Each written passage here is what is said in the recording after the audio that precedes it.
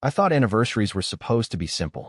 You pick a place, you dress a little nicer than usual, maybe bring some flowers, and spend the night remembering why you fell in love in the first place. That's what I pictured when I left the house that evening. Me and Emily, 2 years strong, laughing over pasta at her favorite Italian restaurant. I even made sure to book the same table where we had our very first date. But that night, something felt off. I got there early, maybe 20 minutes ahead, because I didn't want her waiting for me. I wanted her to walk in and see me already there, ready, smiling, the way she deserved. The waiter recognized me and gave me a nod like he'd seen this before, like he already knew the routine. I ordered a glass of water, checked my phone, and just sat there watching the door. 5 minutes passed, 10, then 20. At first, I told myself she was just running late. Maybe traffic. Maybe she stopped to grab the little gift I knew she'd been hinting at all week. Emily was thoughtful like that. She loved making ordinary days feel special. But as the minutes dragged on, my glass of water started sweating on the table, and so did I. I texted her. No reply. I called once, then twice. Straight to voicemail. By the time the waiter asked if I was ready to order, I couldn't even fake a smile. I just shook my head, pretending like I wasn't starting to feel that knot in my stomach. Something was wrong. I could feel it in the silence of my phone. And then, right when I was about to get up and leave, I saw someone walking toward me. For a split second, my chest lifted. I thought it was Emily, finally, with that guilty smile she'd wear when she was late. But when I looked closer, it wasn't her. It was her sister. Now, here's the thing. You don't expect your girlfriend's sister to show up at your anniversary dinner, especially not looking like she'd been crying. She didn't say hi, didn't even offer me an explanation at first. She just pulled out the chair across from me, sat down, and whispered my name in a voice that made my stomach twist. The entire restaurant seemed to go quiet, like even the clinking glasses and background music faded into nothing. I leaned in, waiting for her to tell me what was going on. But she just looked at me with these red, swollen eyes, like she was carrying news I wasn't ready to hear. And that's when she said something that made the room spin around me. Something I never expected to hear on the night I thought would be one of the happiest in my life. Emily and I weren't some whirlwind, dramatic love story. We started out slow, the kind of romance that creeps up on you without realizing it. We met through mutual friends at a housewarming party, nothing flashy. She was standing by the snack table, laughing at some dumb joke someone told, and when our eyes met, it was like the noise in the room faded for a second. She had that kind of presence. At first, we were just friends. She'd text me about work drama. I'd invite her to random coffee shops, and before long, we were spending almost every day together. When we finally crossed that invisible line and admitted what we felt, it just worked. Emily wasn't the type to play games. She was warm, honest, and had this way of making you feel like you were exactly where you were supposed to be whenever you were with her. Her sister, Claire, on the other hand, was different. Not in a bad way, just sharper, more protective. She always looked out for Emily, sometimes to the point where it felt like she didn't fully trust me. At family dinners, she'd throw in little jabs, playful on the surface but carrying this edge, like she was testing me. Emily would roll her eyes and laugh it off, but I knew Claire loved her deeply. She was the big sister who always stood guard. So when Claire showed up at that restaurant instead of Emily, every piece of me knew it wasn't random. She hadn't just decided to stop by. She was there because something had happened. I thought back over the past few weeks, searching for clues. Emily hadn't seemed upset. If anything, she'd been excited, talking about how she couldn't wait for our anniversary. She even left sticky notes in my apartment, little reminders that said things like 2 more days, with smiley faces. There was no sign that anything was wrong. So why wasn't she here? Claire sat across from me, gripping her hands together like she was rehearsing what to say but couldn't get it out. I tried to push words into the silence, asking if Emily was okay, if she was hurt, if maybe she got sick or stuck somewhere. But Claire just shook her head slowly, her lips pressed tight, like she was holding back a storm. And then she whispered, "We need to talk about Emily." My chest tightened. Those 6 words didn't sound like the setup for a casual conversation. They sounded final. Heavy. I leaned closer, desperate to know, but Claire only glanced around the restaurant, as if the walls themselves couldn't be trusted to hear what she was about to say. Her eyes were filled with something between fear and sorrow, and I realized this wasn't just about Emily running late. This was bigger, and whatever Claire was about to tell me, I had the sick feeling it would change everything I thought I knew about the woman I loved. The air between us grew heavier with every second Claire stayed silent. My fork lay untouched, the food menus forgotten on the table, and all I could hear was the pounding in my ears. Finally, she took a shaky breath. Emily isn't coming tonight. It was like she'd just punched the wind out of me. I froze, trying to process the weight of those words. Not coming? Why? What could possibly keep her away on our anniversary, the one night she'd been counting down to for weeks? I pressed for answers. Is she okay? Did something happen to her? My voice cracked in ways I didn't mean it to. Claire's eyes darted to the table, then back to me, and I could see the conflict all over her face. She wanted to say something, but it was as if she was afraid the truth itself might break me. She's not where you think she is, she whispered. That single sentence sent a cold rush through me. My mind raced in 1,000 directions. Was Emily hurt? Was she in the hospital? Did she get into an accident? Each guess made Claire flinch like she wished it were that simple. I leaned closer, lowering my voice, desperate now. Claire, just tell me. Where is she? Her jaw tightened, her fingers fidgeting with the napkin like she needed something to hold on to. I can't say it here, she finally muttered. Not in front of all these people. That only made it worse. If it was something ordinary, like a car breaking down, or even some family emergency, she would have just said it. But this was something darker, something that made her afraid of even speaking the words aloud. The restaurant, with its soft candlelight and quiet chatter, suddenly felt suffocating. Everyone around us looked happy, couples sharing drinks, waiters smiling as they carried steaming plates. And there I was, sitting across from Emily's sister, waiting to hear something that felt like it might shatter my world. Claire finally looked me dead in the eye, her lips trembling, and whispered, "Before I tell you, you need to know that Emily has been hiding something from you. For a long time." My chest clenched so hard it hurt. Hiding something? Emily? The woman who left little notes on my fridge and made me laugh until my sides ached? I couldn't believe it. I didn't want to believe it. And yet, from the way Claire's eyes welled up, I knew I didn't have a choice. Claire's words sank into me like ice. Emily has been hiding something from you. My first instinct was to deny it. Emily wasn't like that. She was open, maybe even too open sometimes. She told me about her childhood fears, her embarrassing work stories, even her silly guilty pleasures like watching bad reality TV at midnight. What could she possibly be hiding that her own sister was trembling to admit? But Claire's face told me this wasn't a misunderstanding.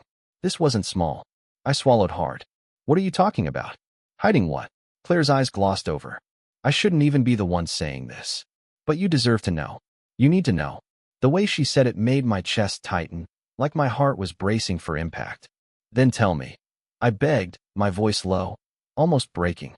Please. Where is she? She leaned back in her chair, scanning the restaurant again, like every set of eyes could be listening in. Her hand was trembling as she reached for her glass of water, but she didn't drink. She just held it there, her knuckles white, as if speaking the truth would poison her. She's not at work, Claire whispered. She's not at home. And she's not with a friend either. Every word narrowed the walls around me. Then where is she? Claire's throat bobbed as she tried to swallow the answer. I could feel her hesitation, like she was deciding if I was strong enough to hear it. In that endless pause, my mind filled in the blanks with every possible nightmare. Maybe Emily was in danger. Maybe she was with someone else. The thought stabbed me, but I shoved it away, refusing to believe it. Still, Claire's silence made it harder to ignore. I don't get it, I said, my voice sharper now, anger mixing with fear. If she's hiding something, why are you here telling me? Why not Emily herself? Claire flinched, her jaw tightening. Because she couldn't. Because she knew if she showed up tonight, she'd have to look you in the eye and finally tell you the truth. The words twisted my insides. The truth. That sounded final. Dangerous. I leaned closer, desperation in my voice. Claire, just say it. Whatever it is, I need to know. Her eyes locked onto mine, shimmering with tears she hadn't let fall yet. She looked at me like someone standing on the edge of a cliff, knowing one more step meant no turning back. The whole restaurant seemed to fade. The laughter, the music, the clinking of glasses, it all blurred into a dull hum as my world shrank to the space between Claire's lips and the words she was too afraid to let out. She opened her mouth, her voice trembling. Emily. And then she stopped. Her hands clenched, her body frozen, her breath caught like she'd hit an invisible wall. I felt myself leaning forward, almost out of my chair, waiting for the blow I knew was coming. But she didn't say it. Not yet. She just looked at me, eyes wide with a mix of sorrow and fear, and whispered, "You're not ready for this. You're not ready for this." The words cut deeper than the silence ever could. My pulse hammered in my throat. If Claire thought I couldn't handle it, then whatever Emily was hiding, it had to be catastrophic. I started to push back, my voice shaking. "I need to know. Just tell me." But then Claire leaned in, so close I could feel her breath, and whispered something I never expected. "It's not just about Emily. It's about you too." My chest froze. "What do you mean, me?" Her eyes darted to the floor, then back up with a fire I hadn't seen before. "You think you know everything about your life, about your relationship, but Emily's secret, it ties back to something you've been blind to this whole time." The ground beneath me seemed to tilt. Suddenly, this wasn't just about Emily missing dinner. This was about my entire world, my own past, the life I thought was mine. Before I could press her, Claire's phone buzzed on the table. She glanced at the screen, her face draining of color. Her hands trembled as she shoved it into her bag. "She knows I'm here with you," she whispered. "And if she finds out what I just said," her voice broke, "she'll never forgive either of us." Claire's words rattled inside my skull. "It's about you too." I could barely breathe.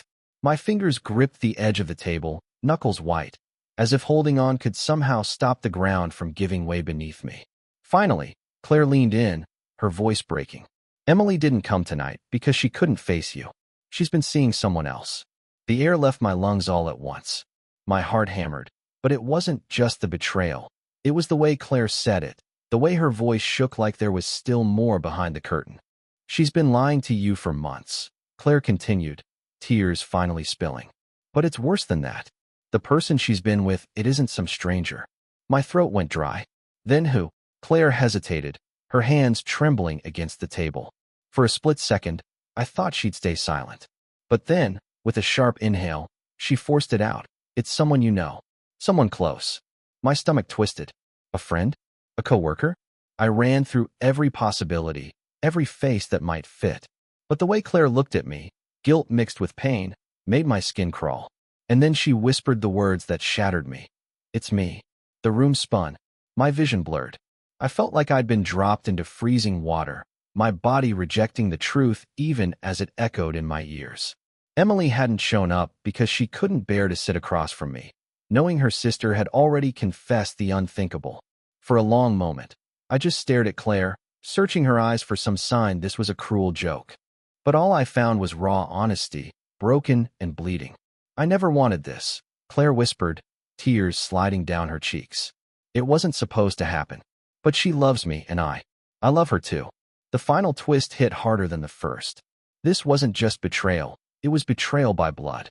By the two people who should have been impossible to imagine together. The restaurant buzzed around us again, voices and laughter rushing back like static in my ears. But inside, all I could hear was Claire's voice, over and over. "She loves me." And that's when I realized, this story wasn't just ending. It was only beginning. For a long moment, I couldn't move, couldn't think, couldn't even breathe. Claire's confession hung between us like smoke. Heavy, suffocating, impossible to escape. I wanted to scream, to accuse her of lying, to demand proof. But deep down, I already knew she wasn't making this up. The way her voice cracked, the way her eyes begged me to understand, it was real. Emily. The woman I thought I knew better than anyone. The woman who laughed with me, dreamed with me, made me believe in a future together. She had been living another truth. A truth that led her away from me and straight into her sister's arms. The pain came in waves. First, anger, white-hot, pulsing. Then grief, so heavy I felt like I'd collapse into it.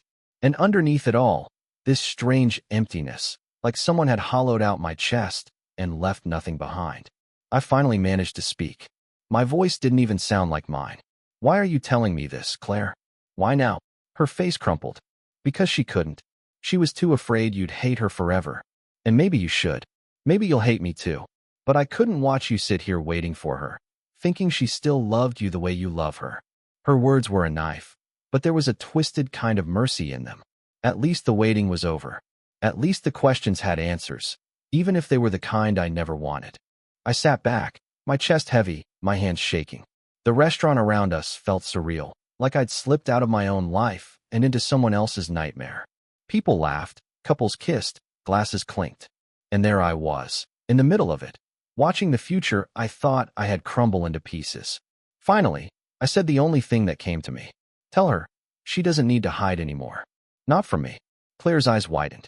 She nodded slowly, like she hadn't expected me to be so calm, so final. Maybe inside I was screaming, but what good would screaming do? Love doesn't vanish in an instant, but trust does. And once it's gone, nothing is the same. I stood up, leaving the untouched table, the candle still flickering between us. My voice was low, almost steady, when I added, "Take care of her. That's all I ask." And then I walked out. The cool night air hit me like a wave, but instead of drowning, I felt lighter. Hurt, yes. Lost, yes. But also free. Because the truth, as brutal as it was, had set me loose from a life built on lies. Maybe anniversaries aren't about remembering why you fell in love. Maybe sometimes they're about realizing when it's time to let go. And as I left that restaurant, alone but still standing, I understood something I hadn't before. Endings hurt. But endings also mean you get to start again.